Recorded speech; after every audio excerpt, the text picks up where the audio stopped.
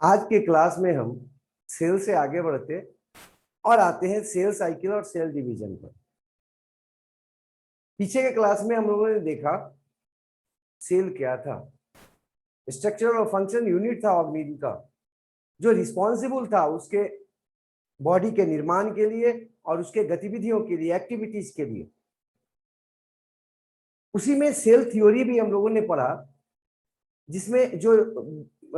जिसमें आपका स्लाइडर और श्वान का रोल था सबसे ज्यादा, लेकिन उसमें विर्चोव साहब का बात भी बाद में जोड़ा गया।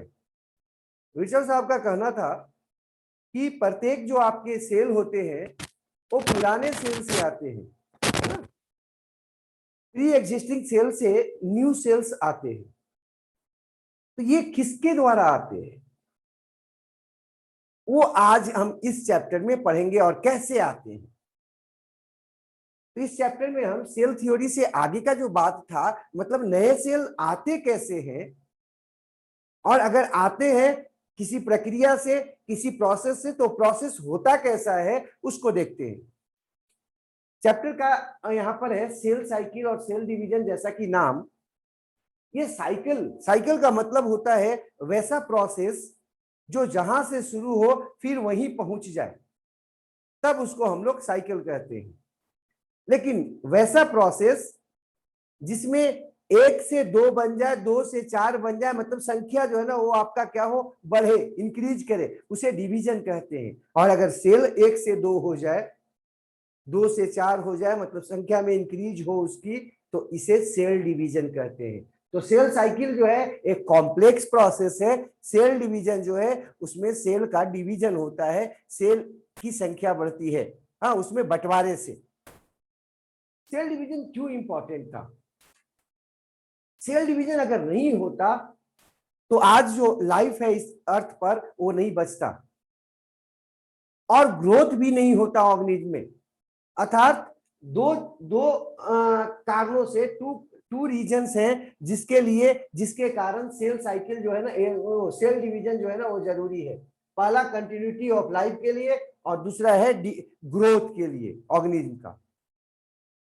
अब आपके मन में आएगा कि क्या बैक्टीरिया या और जो प्रोकैरियोट्स है जैसे आर्कीबैक्टीरिया वगैरह है उसमें भी सेल डिवीजन होता है क्या? हाँ, उसमें भी सेल डिवीजन होता है, लेकिन उसका सेल डिवीजन और सेल साइकिल काफी सिंपल होता है। वो बाइनरी फिजन के द्वारा जो है ना अपना डिवीजन करता है। और उस बाइनरी फिजन में क्या होता है कि उसका जो बॉडी है वो बॉडी आपका 2 भाग में बंट जाता है। जेनेटिक मटेरियल जो था उसका सिंगल, हम जानते हैं कि उसमें जो है ना सिंगल डीएनए होता है, सर्कुलर डबल स्ट्रैंडेड, वो आपका कंप्लीटली 2 भाग में डिवाइड हो जाता है और दोनों पार्ट में चला जाता है। संयोग से उसमें जो 2 नए ऑर्गेनिज्म बनते हैं पुराने वाले से, वो आपका सेम टू सेम आपका होते हैं, किसके? अपने पेरेंट्स के जैसे। ऐसे ही अमीबा में भी होता है। उसमें भी क्या होता है कि अमीबा जो है ना बीच से आपका ऐसे 2 भाग में बढ़ जाता है। उसका जो न्यूक्लियस है, चूंकि वो प्रोकैरियोट नहीं है, यूकैरियोट से अमीबा। हाँ, बैक्टीरिया और आर्कीबैक्टीरिया प्रोकैरियोट्स बताए थे। तो अमीबा जो है यूनिसेलुलर ऑर्गेनिज्म है, यूकैरियोटिक एनिमल है एक तरह का। तो वो उसमें कैसे डिवीजन होता है, वो क्या करता है, वो आपका वहां पर साइजो होता है, मतलब बीच से बंटवारा हो जाता है पूरे के पूरे सेल का। और वो कैसे होता है? न्यूक्लियस भी बीच से बट गया और सेल भी पूरा बट गया और अंतर 2 बन जाता है सिंपल प्रोसेस के द्वारा। उसमें भी बाइनरी फ्यूजन हो जाता है। लेकिन जब हम यूकैरियोट्स में आते हैं तो उसका जो सेल डिवीजन होता है वो थोड़ा कॉम्प्लेक्स हो जाता है, एक जटिल प्रोसेस हो जाता है और सेल साइकिल के रूप में कंप्लीट होता है। अर्थात सेल साइकिल का एक पार्ट है सेल डिवीजन। और इस चूंकि ये जो है ना सभी ऑर्गेनिज्म में ग्रोथ और कंटिन्यूटी के लिए रिस्पॉन्सिबल है, इसलिए सेल डिवीजन को लिविंग ऑर्गेनिज्म का एक सबसे इंपॉर्टेंट कैरेक्टरिस्टिक्स माना जाता है। अगर कोई लिविंग है तो वो क्या करेगा? डिवीजन करेगा, उसमें सेल डिवीजन होगा। अब सेल साइकिल जो है ना उसमें होता क्या क्या है? इसमें एक सीक्वेंस ऑफ इवेंट्स होता है ना, क्रमिक जो है ना घटनाएं घटती है, जिसमें सबसे पहले क्या करता है, सेल अपने जीनोम को डिप्लीकेट करता है। डुप्लीकेट करता है। जीनोम शायद आप जानते होंगे, सेट ऑफ क्रोमोसोम को हम जीनोम कहते हैं। Single set of genetic material को हम लोग जीनोम कहते हैं। हाँ, इसमें एक मदर से आता है एक सेट, और एक सेट फादर से आता है गैमेट के रूप में। तो वो जो complete set of genetic material होता है उसको हम एक जीनोम कहते हैं। तो यहाँ पर हम थोड़ा सा यहाँ पर एक्सप्लेन करना चाहेंगे इसको। जीनोम क्या है? कंप्लीट, ए करके है ना, a complete set of genetic material. Genetic material का एक कंप्लीट सेट जो होता है उसको जीनोम कहते हैं। और अगर दो सेट है तो दो जीनोम कहेंगे उसको।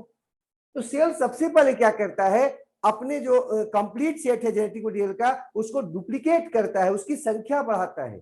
डुप्लीकेट का मतलब होता है डबलिंग करना, हाँ, उसको दोगुना कर देना। उसके बाद सेकंड क्या करता है कि जो उसके कॉन्स्टिट्यूएंट्स हैं सेल के अंदर, और जो कंस्टिट्यूएंट्स है, प्रोटीन्स है, फैट्स है, उन सबको बढ़ाता है। और तो और साइटोलॉजिकल जो कुछ आपके हैं सेल ऑर्गेनेल्स उनको बढ़ाता है, डबलिंग करता है। जैसे एनिमल सेल का बात अगर कर रहे हैं तो एनिमल सेल में एक स्ट्रक्चर था सेंट्रोसोम, अगर आपको याद होगा, उसकी संख्या डबल हो जाती है। यहाँ पर माइटोकॉन्ड्रिया भी जो है अपनी संख्या को बढ़ाने लगता है। तो यहाँ पर क्या होता है, जो कॉन्स्टिट्यूएंट्स थे, कंस्टिट्यूएंट्स में मेनली आ जाएंगे बायोकेमिकल कंस्टिट्यूएंट्स जैसे फैट, प्रोटीन्स, ये सब आएंगे इसमें। और उसकी संख्या को ये क्या करता है, डबलिंग करना शुरू कर देता है, इंक्रीज करना शुरू कर देता है। कैसे? उसको बनाकर, सिंथेसाइज करके। और तीसरा जो इवेंट जो इसमें होता है सबसे इंपॉर्टेंट में एक, वो होता है कि ये दो डॉटर सेल के रूप में डिवाइड कर जाता है, और इसको कहते हैं सेल डिवीजन। तो सेल डिवीजन जो है ना वो आपका डिवाइड होने को कहते हैं। और बाकी जो इवेंट्स हैं वो सब के सब सेल साइकिल का एक भाग है। अब इसमें क्या क्या होता है, इसमें जो है सेल साइकिल में, चूंकि हम सेल साइकिल की बात कर रहे थे, तो ये जो सेल साइकिल है उसमें सेल ग्रोथ जो होता है साइटोप्लाज्मिक इंक्रीज के कारण होता है। और ये जो साइटोप्लाज्म इंक्रीज करता है वो कंटिन्यूअसली करते रहता है। ये कंटिन्यूअस प्रोसेस है, ये घटना होती रहती है। लेकिन डीएनए सिंथेसिस जो होता है, जो आपको बता रहे थे यहाँ पर जीनोम का डुप्लीकेशन होता है, ये केवल एक बार होता है।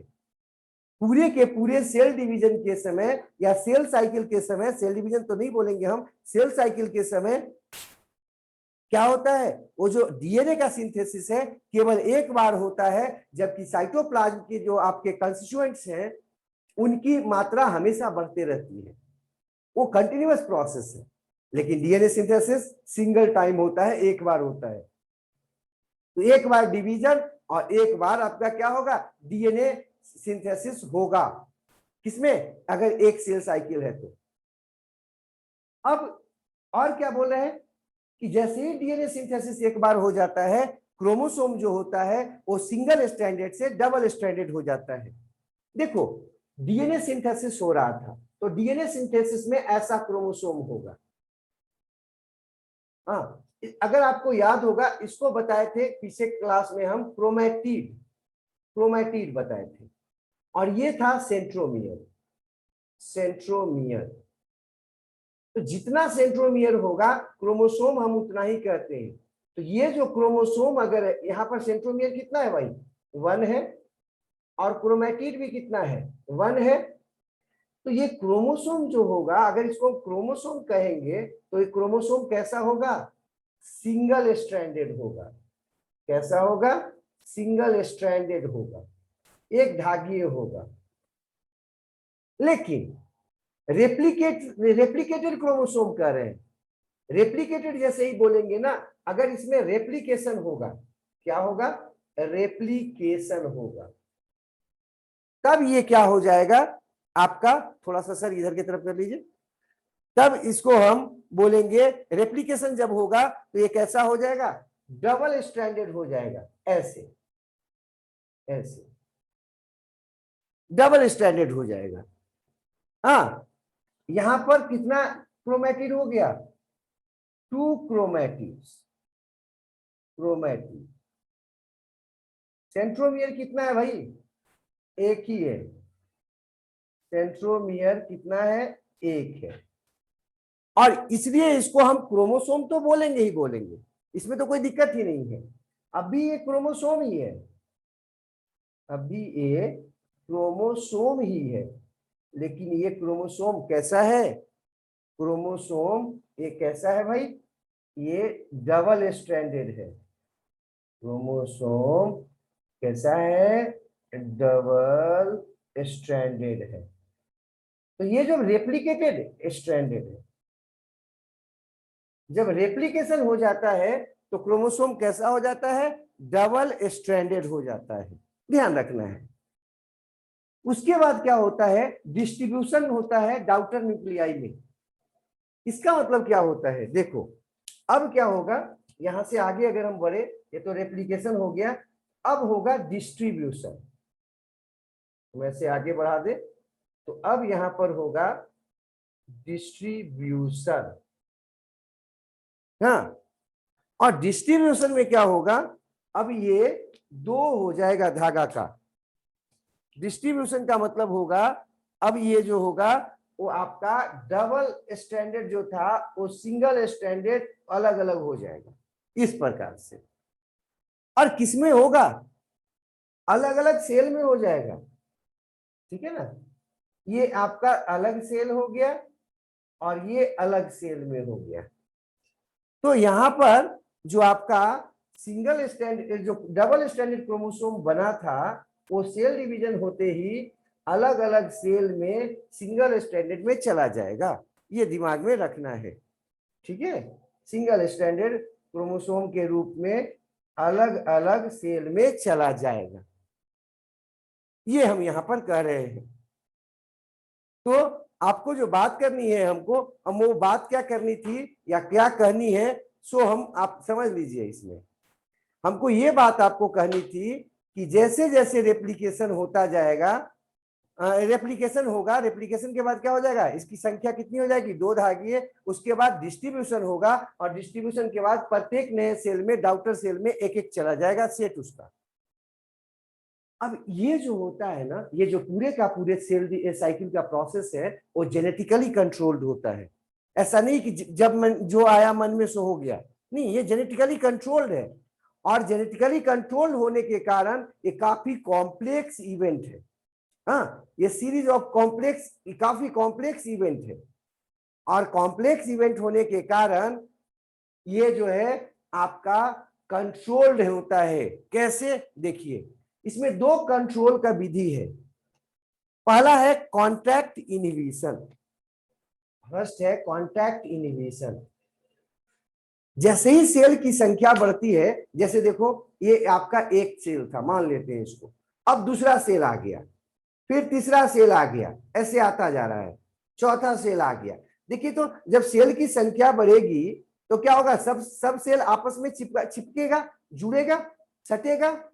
और जैसे ही सटता है ना, मतलब पूरी तरह से हमारे हाथ में देखिए अब ये 4 सेल आ गया, अगर इसको हम सेल मानते तो ये क्या हुआ? जगह तो लिमिट है, अब इसमें क्या हुआ? आपस में ये चिपकेगा। तो क्या करता है? ये अपनी सेल डिवीजन को रोक देता है। ये कॉन्टैक्ट इनहिबिशन कहते हैं, मतलब एक दूसरे के टच में आता है। जैसे ही सब सेल एक दूसरे, कोई एक सेल के चारों तरफ से सेल आ गया इसके टच में ऐसे, और अब लग रहा है कि इसको ये कांटेक्ट में आ गया है सब सेल के, तो ये अपना डिवीजन को रोक देता है। जेनेटिकली ये कंट्रोल्ड होता है। और दूसरा होता है एंकरेज डिपेंडेंट। जब तक जो है ना वो जिस जगह पर है उस जगह पर रहेगा, चिपका हुआ रहेगा, तब तक जो है ना आपका क्या होगा? डिवीजन करता रहेगा। लेकिन जैसे ही वहां से हटेगा, जैसे ही उस जगह से वो हटेगा, तो क्या होगा? ये डिवीजन करना छोड़ देगा, ठीक है, इसमें डिवीजन बंद हो जाएगा। तो ये एंकरेज डिपेंडेंट हो जाएगा भी होता है। तो ये जो कंट्रोल होता है ना, 2 प्रकार का कंट्रोल होता है। एक इनहिबिशन, कांटेक्ट इनहिबिशन के द्वारा, और एक होता है एंकरेज डिपेंडेंट। जब तक वहां है तब तक डिवीजन करेगा, वहां से हटा देंगे डिवीजन रुक जाएगा। अगला है, इसके कारण, सेल साइकिल के कारण क्या रिजल्ट आता है? अगर कंट्रोल रहेगा तो क्या रिजल्ट आएगा? पहला तो इसमें लिमिट ग्रोथ होगा। हाँ, जितना चाहिए हमको उतना ही ग्रोथ होगा। दूसरा है डेंसिटी जो है सेल का वो इंश्योर रहेगा। और तीसरा है सेल टू सेल जो कांटेक्ट है वो मेंटेन रहेगा। किसके कारण? ये आपका जो कंट्रोल विधि है इसके कारण। अगर ये अनकंट्रोल हो जाए, ये दोनों फेल कर जाए, कांटेक्ट इनहिबिशन मतलब एक सेल दूसरे सेल के टच में आया तो क्या हुआ, डिवीजन करना रोक दिया। अगर ये रुक जाए, ये बंद हो जाए तो क्या होगा, अब ये एक सेल जो है ना लगातार डिवीजन करता जाएगा करता जाएगा करता जाएगा करता जाएगा, यहाँ पर इस सेल का समूह बन जाएगा और इसी को कैंसर कहते हैं। तो कैंसर में क्या होता है, कोई कोई सेल में वो जो सेल साइकिल है उसमें कांटेक्ट इनहिबिशन बंद हो जाता है और कांटेक्ट इनहिबिशन खत्म होने के कारण, फेल करने के कारण उसमें जो है ना वो आपका एंकरेज डिपेंडेंट भी है, वो भी आपका बंद हो जाता है और वो तेजी से ग्रोथ करता जाता है, तो अनलिमिट ग्रोथ हो जाएगा। हाँ, अभी क्या है, लिमिट ग्रोथ है क्योंकि कंट्रोल्ड है वो। हाँ, इसमें सेल डेंसिटी जो है ना वो इंश्योर है और वहां पर क्या हो जाएगा, वो सेल डेंसिटी इतना ज्यादा हो जाएगा कि जो कमजोर सेल है वो समाप्त होने रहेगा और पूरा वहां पर वो ट्यूमर बन जाएगा। प्लस सेल जो है आपका कांटेक्ट वो मेंटेन रहेगा, एक दूसरे के कांटेक्ट में आया ना वो हमेशा मेंटेन रहेगा, वो अनमेंटेन, ये नहीं कि जैसे मन तैसे सेल की संख्या बढ़ती जा रही है। और अब ये हो गया आपका सेल साइकिल में फायदा का बात। अब हम बात करते हैं सेल साइकिल का फेज। सेल साइकिल जो होता है ना वो एक बार में नहीं पूरा होता है, बल्कि उसमें कई फेजेज होते हैं, जिसमें दो फेज जो है ना वो आपका प्रमुख है। पहला है इंटरफेज या इसको बायोसिंथेटिक फेज या प्रिपरेटरी फेज भी कहते हैं या रेस्टिंग फेज कहते हैं। हाँ, सेल साइकिल को हम दो फेज में बांट रहे हैं। आधार क्या था, बायोकेमिकल उसमें एक्टिविटी हो रहा है कि नहीं हो रहा है, साइटोलॉजिकल एक्टिविटी हो रहा है कि नहीं हो रहा है। बायोकेमिकल के लिहाज से मतलब कि कंस्टिट्यूएंट्स बनाने के लिहाज से ये सबसे एक्टिव क्या होता है आपका फेज होता है। कौन, इंटरफेज या बायोसिंथेटिक फेज या प्रिपरेटरी या रेस्टिंग फेज, सबसे एक्टिव फेज होता है। लेकिन साइटोलॉजिकल के हिसाब से ये इनएक्टिव होता है। साइटोलॉजिकल मतलब साइटोलॉजी में क्या देखे थे हम लोग, mitochondria, Golgi body, endoplasmic reticulum, ये सब था ना साइटोप्लाज्म में। तो उनके लिहाज से अगर हम बात करें तो ये इनएक्टिव होता है, ये आपका इसमें वैसा कोई काम नहीं होता है कि बाहर से देखा जा सके, इसलिए इसको नाम पड़ गया एक रेस्टिंग स्टेज। लेकिन ऐसे रेस्टिंग स्टेज नहीं है, मोस्ट एक्टिव स्टेज है। किसके लिए, बायोकेमिकल प्रोसेस के लिए। यहाँ पर प्रोटीन बनेगा, यहाँ पर फैट बनेगा, यहाँ पर जो है ना आपको क्या होगा, ये बाकी जो है कंपोनेंट्स जैसे कार्बोहाइड्रेट्स वगैरह वो बनेंगे, इंजाइम्स बनेंगे। दूसरा है एम फेज। एम फेज जो होता है ना वो मोस्ट डायग्रामेटिकल साइटोलॉजिकल फेज है। ये साइटोलॉजिकली जो है ना काफी एक्टिव होता है और इसीलिए इसी को हम लोग सेल डिवीजन समझते हैं। इसी को लोग जो है ना वो क्या कर देता है, नॉर्मली इसको लोग सेल डिवीजन कर देता है, इसी को लोग सेल डिवीजन कर देते हैं। ठीक है, किसको, एम फेज को। तो एम फेज को ही हम सेल डिवीजन मान लेते हैं। अब आपके मन में आएगा कि आगे और क्या क्या होने वाला है, तो हम आगे बढ़े इसके पहले थोड़ा सा आपको कुछ स्लाइड दिखाएंगे। हाँ, तो सेल साइकिल में हम क्या देखे अभी तक, फिगर में देखिए, उसी को हम यहाँ पर थोड़ा सा एक्सप्लेन करना चाह रहे हैं। देखिए सेल साइकिल जो है ना उसको दो भाग में बांटा जाता है, इवेंट्स के आधार पर, फेज के वो घटनाओं के आधार पर उसको दो फेज में बांट सकते हैं, एक इंटरफेज और एक एम फेज या माइटोटिक फेज, हाँ, या डिवीजन फेज। इसी को हम एम फेज, माइटोटिक फेज या डिवीजन फेज भी कहते हैं। ये जो फेज है इसमें साइटोलॉजिकल एक्टिविटीज होगा। मोस्ट ऑफ द जो साइटोलॉजिकल एक्टिविटीज होते हैं जो कि माइक्रोस्कोप से देखे जा सके वो आपके किस फेज में होते हैं, एम फेज में होते हैं। लेकिन इंटरफेज जो होता है उसमें आपका बायोकेमिकल प्रोसेस होता है, जैसे कि synthesis of constituents like proteins, lipid, carbohydrates और जो भी एंजाइम्स हो वो सब के सब जो है ना यहाँ पर बनते हैं। उसके बाद देखो, ये जो आपका सेल साइकिल देख रहे हो, सेल साइकिल का जो 90% हिस्सा है वो इंटरफेज है, और 10% हिस्सा जो होता है वो एम फेज होता है। अब आपके मन में आएगा कि इंटरफेज शुरू कहां से होता है। देखो, इंटरफेज की शुरुआत एम फेज के अंत से होता है। मतलब यहां पर जहां से इंटरफेज शुरू हुआ है उसके जस्ट पहले एम फेज समाप्त हुआ होगा। तो एम फेज के समाप्ति के बाद इंटरफेज शुरू होता है, और इंटरफेज के समाप्ति के बाद कौन शुरू होता है, एम फेज फिर शुरू होता है। अर्थात दो एम फेज के बीच के समय को या फेज को हम क्या कहते हैं, इंटरफेज कहते हैं। तो इंटरफेज क्या है भाई, दो फेज के बीच का प्रोसेस। अब आपको अगर अभी भी समझ में नहीं आ रहा कि इंटरफेज का क्या महत्व है या कितना महत्वपूर्ण है, तो एक एग्जांपल से आप समझ सकते हो। किसी के घर में शादी है, शादी कितना दिन का होता है, एक दिन का प्रक्रिया है। उस प्रक्रिया में क्या होता है, बाराती आता है, और बाराती आने के बाद वो जो है ना, लड़की और लड़का का आपस में जो है ना वो हम लोग कुछ सेरेमनी, कुछ वैसा कार्यक्रम करते हैं जिसमें उन दोनों को एक दूसरे का कहते हैं कि आप लोग एक दूसरे का अब हो गए हैं। ये एक दिन का होता है। लेकिन क्या उस शादी की तैयारी एक दिन की होती है क्या? नहीं, वो काफी दिनों की होती है। एक आध महीने का, एक आध साल का तैयारी, इवन कई साल का तैयारी होता है। कुछ माँ बाप उसके लिए वो 4 साल, 5 साल, 10 साल से तैयारी में लगे रहते हैं। तो ये जो है ना वही है इंटरफेज। उसमें नजर नहीं आता कि शादी हो रहा है, शादी केवल नजर आता है किस समय, शादी वाले के दिन। वो हो गया एम फेज। तो शादी वाला दिन हो गया एम फेज, और उसकी जो तैयारी हो गई वो हो गया इंटरफेज। अब जैसे ही किसी बच्ची की शादी या बच्चे का शादी समाप्त हुआ, अब उसका इंटरफेज शुरू हो जाएगा। मतलब वो अगला शादी के लिए तैयारी शुरू कर देगा यहां से। ठीक है, तो एम फेज की समाप्ति से इंटरफेज शुरू होता है, और इंटरफेज के समाप्ति से एम फेज होता है। अर्थात दो एम फेज के बीच का जो आपका प्रोसेस है, जो प्रक्रिया है, जो आपका भाग है, उसको इंटरफेज कहते हैं। इंटरफेज को 3 भाग में बांटा जाता है, G1 फेज या गैप 1 फेज। इसकी ये जो है ना सिंपल अधिकांश में ये बड़ा होता है। दूसरा है एस फेज या सिंथेटिक फेज या सिंथेसिस फेज। सिंथेटिक फेज या सिंथेसिस फेज, सिंथेसिस फेज ज्यादा अच्छा रहेगा। ये आपका जो है ना बीच का है इंटरफेज का फेज, और इसमें क्या होगा वो हम आपको बताएंगे। और तीसरा है G2 फेज। तो इंटरफेज भी कितना फेज में, 3 फेज में। अब आते हैं G1 फेज में। G1 फेज में सबसे पहले क्या करता है, सेल जो है ना अपने आकार को बढ़ाता है। आप देख रहे होंगे G1 फेज में सेल जो है ना वो बड़ा हो गया, थोड़ा साइज में बड़ा हो गया। इसके अंदर क्या होगा, आरएनए बनेगा, प्रोटीन बनेगा, लिपिड बनेगा, और कार्बोहाइड्रेट बनेगा, प्लस इंजाइम्स बनता है।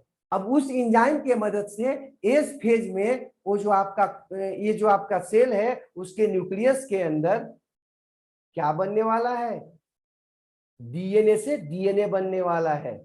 इसको कहते हैं डीएनए रेप्लिकेशन। तो एस फेज में क्या होने वाला है, डीएनए रेप्लिकेशन होता है। और G2 फेज जो होता है उसमें क्या होता है कि जो आपका स्ट्रक्चरल प्रोटीन्स है, स्ट्रक्चरल कंपोनेंट्स हैं, कंस्टिट्यूएंट्स हैं, जिनसे कि स्ट्रक्चर बनने वाला है नया सेल का, वो बनना शुरू हो जाता है किसमें, G2 फेज में। और एम फेज में वो जो बने हैं वो आपका डिस्ट्रीब्यूट हो जाते हैं, बट जाते हैं। देखो, कोई सेल जो है G1 फेज में इस बात की डिसीजन लेता है कि उसे डिवीजन करना है कि नहीं, है ना। किसी सेल को डिवीजन करना है कि नहीं करना है, इसकी डिसीजन वो किस में लेता है, G1 फेज में लेता है। लेकिन किसी सेल को कौन सा डिवीजन करना है, माइटोसिस की मियोसिस, इसका डिसीजन वो G2 फेज में लेता है। G2 फेज जो है ना इसमें ये डिसीजन लेता है वो कि हमें कौन सा डिवीजन करना है, मियोसिस करना है, माइटोसिस करना है, कुछ और करना है। G0 यहाँ पर एक लिखे हैं, हम इसको बताना चाह रहे हैं। देखो होता क्या है, कुछ एक सेल जब एक बार डिवीजन कर लेता है, उसका निर्माण हो जाता है, तब वो डिसीजन लेता है कि हमको सेल डिवीजन करना है कि नहीं करना है।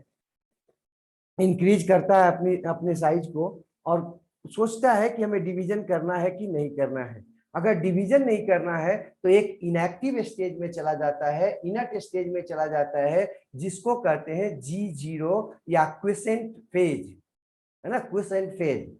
ये G0 फेज से वापस जीवन में जा सकता है या फिर जीवन से वापस G0 में आ सकता है। जैसे मेस्टमेटिक टिश्यू जो है, आप प्लांट में पढ़े होंगे मेस्टमेटिक टिश्यू, उसमें सेल डिवीजन हमेशा होता रहता है। तो वो किस फेज में जाएगा? जीवन से चला जाएगा एस फेज में, एस से G2 में जाएगा। लेकिन अगर वो उसको परमानेंट टिश्यू में बदलना है, पैरेन्काइमा में बदलना है, मतलब डिवीजन नहीं करना है, तो अब वो किस फेज में चला जाएगा? G0 फेज में चला जाएगा, या गैप जीरो फेज इसको कहते हैं। तो गैप जीरो फेज या G0 फेज या क्विसेंट फेज किस में क्या करता है? कोई सेल अपने डिवीजन को रोक देता है लेकिन एक्टिव फॉर्म में रहता है। जैसे आपके बॉडी में भी कई सेल्स हैं, आपका जो न्यूरॉन सेल है, नर्व सेल है, वो आपका किस स्टेज में रहता है? G0 फेज में रहता है। वो जीवन में नहीं रहेगा। जीवन से कहां चला गया? G0 में। क्योंकि जीवन में उसको डिसीजन लेना है, क्या हमको करना है कि नहीं डिवीजन। अगर करना है तो एस फेज में, नहीं करना है तो G0 में जाइए। आप जीवन में नहीं रह सकते लंबे समय में। लेकिन कुछ एक लोगों का कहना है कि नहीं, कुछ जीवन जो है उसमें भी लंबे समय तक सेल रह सकता है, और ऐसा हम देखेंगे जब गैमेट का निर्माण होगा, वहां भी हम देखेंगे। तो कुछ लोगों का यह भी मानना है कि नहीं, जीवन में ही सेल रहता है। लेकिन अधिकांश हमारे जो वर्कर्स हैं, इस पे काम करने वाले लोग हैं, वो ये इस बात को मान चुके हैं कि जीवन फेज में डिसीजन सेल लेता है कि उसको सेल डिवीजन करना है कि नहीं। अगर नहीं करना है तो G0 में चला जाता है, इनएक्टिव फॉर्म में चला जाता है, और अगर करना है तो आपका एस फेज में जाता है। आप सुने होंगे पैरेन्काइमा जो है वो फिर से मेस्टमेटिक टिश्यू में बदल सकता है, और वो जो बदलता है उसको कहते हैं, वो आपका किस में चला गया? वो अब जीवन में चला गया। तो G0 में अगर है तो पैरेन्काइमा है, माने परमानेंट टिश्यू है, और अगर फिर से जीवन में चला गया तो मेस्टमेटिक टिश्यू है।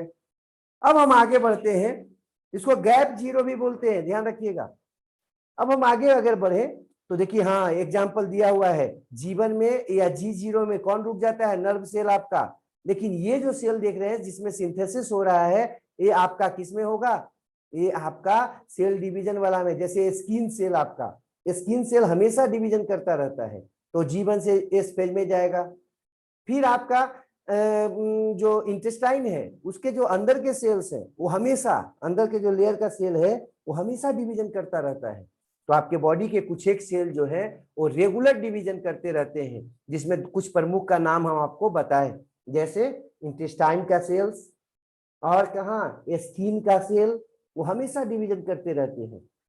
लेकिन कुछ एक सेल जो होते हैं वो G0 में पड़े होते हैं, जैसे आपका लीवर का सेल। लीवर का सेल जो होता है वो G0 में है, लेकिन जैसे ही लीवर क्षतिग्रस्त हो गया, डैमेज हो गया, वो फिर जीवन में आएंगे और डिवीजन शुरू कर देंगे।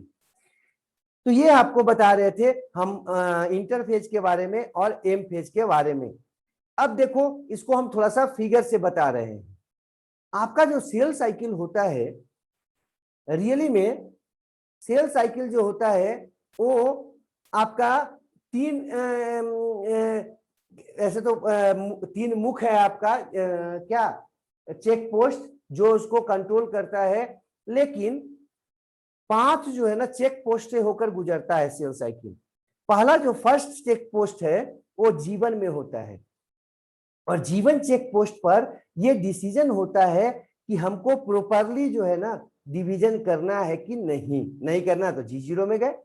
और ये सारे के सारे जो चेक पोस्ट हैं, देखा गया है कि मुख्यतः 2 आपके जो है ना प्रोटीन स्ट्रक्चर के द्वारा कंट्रोल होते हैं। एक CDK है ना, साइक्लिन डिपेंडेंट काइनेज एंजाइम है, और एक है साइक्लिन। साइक्लिन एक प्रकार का प्रोटीन है। इसकी संख्या अगर, इसकी मात्रा अगर बढ़ जाती है सेल में, तो सेल डिवीजन करने जाता है। अगर जीवन में बढ़ गया तो डिसीजन ले लिया कि हमको डिवीजन करना है, और जैसे ही जीवन से आपका एस फेज में आता है तो साइक्लिन जो है ना डिजेनरेट कर जाता है, लेकिन CDKS जो बताया आपको, हाँ साइक्लिन डिपेंडेंट काइनेज जो बता रहे हैं एंजाइम, वो आपका एस फेज में जाकर फिर से जो है ना मॉनिटर करता है कि DNA रेप्लिकेशन ठीक से हुआ है कि नहीं। दूसरे आपके एंजाइम की मदद से, जिसका नाम दूसरे प्रोटीन के मदद से, जिसका नाम है साइक्लिन। तो साइक्लिन जो है ना, जीवन का साइक्लिन अलग था और एस का साइक्लिन अलग होता है। अब वो क्या करता है, ये मॉनिटर कर लेता है कि डीएनए रेप्लिकेशन ठीक से हुआ कि नहीं। जैसे ही ये मॉनिटर हो गया कि नहीं, डीएनए रेप्लिकेशन ठीक से हो गया है, तब वो क्या करता है, अब एस फेज का जो आपका साइक्लिन है वो आपका सेल को आगे बढ़ा देता है G2 फेज में। G2 फेज में जो है ना, वो पूरी तरह से ये वेरिफिकेशन हो जाता है कि डीएनए रेप्लिकेशन हो चुका है। अगर रेप्लिकेशन हो चुका है, डीएनए की मात्रा आरएनए से ज्यादा हो गई है, तब क्या होगा, सेल मियोसिस में जाता है।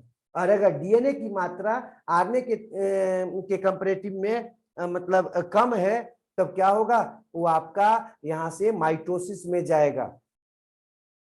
अब मतलब यहां पर डिसीजन ले लिया, इस चेक पोस्ट को पार हो गया G2 को। अब G2 में डीएनए रेप्लिकेशन वेरीफाइड हो गया, मतलब कि ठीक से हुआ है कि नहीं, मतलब हो गया है कि नहीं, वेरिफिकेशन हो गया। और यहाँ पर मॉनिटर हो रहा था कि डीएनए रेप्लिकेशन कैसे हो रहा था, दोनों में अंतर समझिएगा। यहाँ मॉनिटरिंग हो रहा था कि डीएनए रेप्लिकेशन होवे, और यहाँ पर क्या, उसको पूरा चेक कर दिया गया कि ये चेक्ड है। आप देखते होंगे आपके यहाँ जो इंस्ट्रूमेंट आते होंगे उस पर मोहर लगा रहता है चेक्ड, मतलब कि ऑलरेडी वेरीफाइड किया जा चुका है वो। अब उसके बाद जब एम फेज होता है, वहां पर जो है ना मेटाफेज एक स्टेज है। मेटाफेज में क्रोमोसोम अटैच हुआ है कि नहीं स्पिंडल फाइबर से, सब के सब क्रोमोसोम स्पिंडल फाइबर से अटैच हुआ है कि नहीं, ये देखता है कौन, ये जो चेक पोस्ट है, जो कि आपका मेटाफेज में होता है एम फेज के।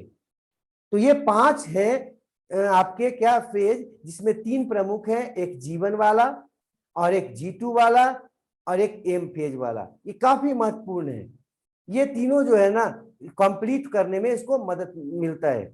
लेकिन अगर इसमें से किसी भी चेक पोस्ट पर ये पता लग गया, ये 5 चेक पोस्ट को अगर सेल पार कर रहा था और किसी भी फेज पर ये पता लग जाए कि नहीं, ये जो है आपका सेल वो आपका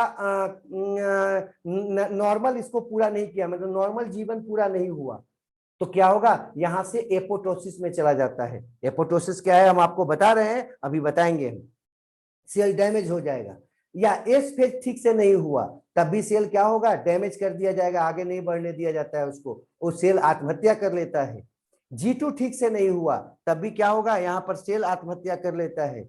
एम फेज ठीक से नहीं हुआ, मतलब मेटाफेज उसमें ठीक से नहीं हुआ, तब क्या होगा, वो तब भी सेल डैमेज हो जाता है। और अगर ये डैमेज ना हो पाए, तो कब नहीं हो पाएगा, जब कैंसर हो जाएगा। तो कैंसर में ये चेक पोस्ट पे ठीक से काम नहीं होता है, और तब भी सेल डिवीजन करता रहता है, और आपका जो है ना आप में ट्यूमर बन जाता है। ठीक है, ये ध्यान रखिएगा कि जीवन वाला जो था वो बहुत महत्वपूर्ण है। कौन, साइक्लिन और सीडीके कॉम्प्लेक्स जो जीवन में बनता है, और ये डिसीजन लेता है कि स्विच ऑन करना है डिवीजन का, कि स्विच ऑफ करना है, डिवीजन करना है कि नहीं करना है। ठीक है, अब हम इसको आगे बढ़ते बोर्ड पर आते हैं कुछ एक बात के लिए। यहाँ